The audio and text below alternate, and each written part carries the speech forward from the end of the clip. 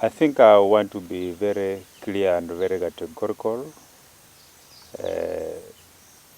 Wetang'ula is a typical example of a leader whom people say the more experienced he becomes, the more soft, the more consultative, the more it becomes clear that there is a fella who learns from his past mistakes. I say so because, of course, many years ago, people have been saying that Wetang'ula is a bit arrogant. But the little time that I've been closer with him, I can say is one of very few politicians in this country that has become more humble.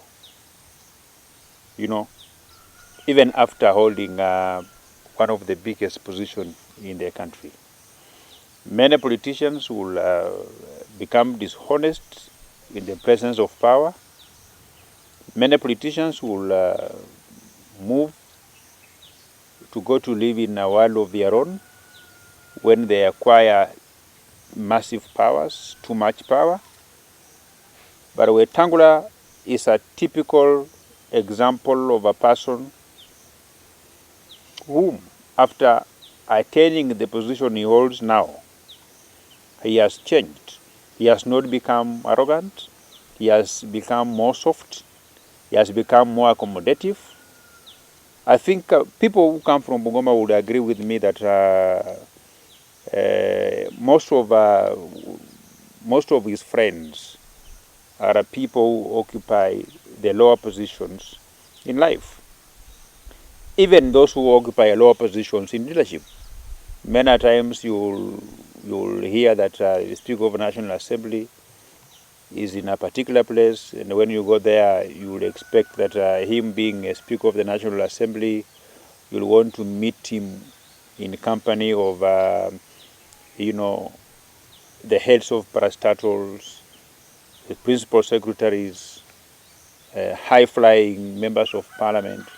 But you will be shocked that you see the people who are surrounding Moses Wetang'ula are grassroots leaders, members of county assemblies.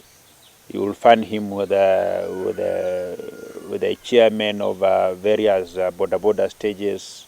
You will find him with the cheerleaders of various community-based organizations, various women groups. He will meet him with the leaders, grassroots leaders of his party. So I can say yes, from the time that Moses Wetang'ula became Speaker of the National Assembly, he has changed. He has downgraded his social life. Many people who hang around him are just the common mananji. And I think this is so because he may have learned from his previous mistakes.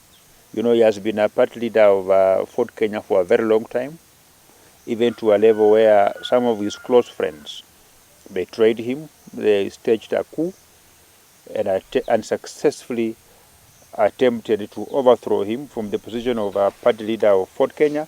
And I think he may have learned from that whole episode that the people who matter in life are not generally the ruling class, but even people who live at the bottom of the pyramid, the people who are from the grassroots. Those are the fellas who mean what they say, and they say what they mean.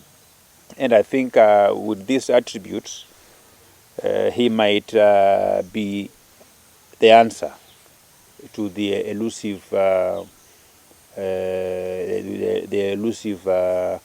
unity of the people of Western Kenya. Of course, we have always said that the people of Western Kenya are always united, but the divisiveness has always been in the leadership.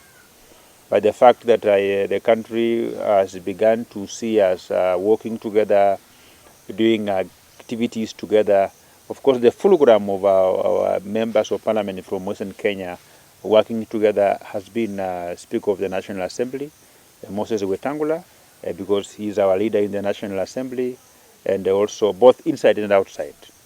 And I think